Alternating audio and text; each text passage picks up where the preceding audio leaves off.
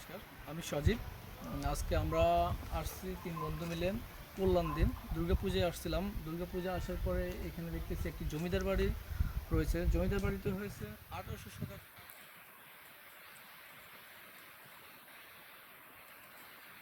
কাঙ্গালি রায় মিলে এই বাড়িটি তৈরি করেছিলেন। এই বাড়িটি তারা দুইজন রাজা মিলে প্রতিষ্ঠা করছিল ১৮০০ সালে। এই বাড়িটি তারা বিভিন্ন কাজে প্রজাদের জন্য বিভিন্ন কিছু তৈরি করেছিলেন। বাড়িটি তারা করেন প্রজাদের কল্যাণে অনেক জনমূলক কাজ করে গেছেন।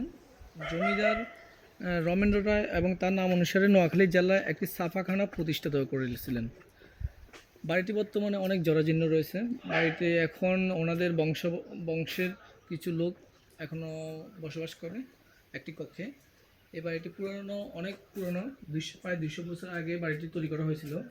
বাড়িটির দরজা জানালাগুলো এবং রুমগুলো, কক্ষগুলো অনেক পুরাতন রয়েছে এবং কখন ভেঙে পড়ে তা আমরা জানি না।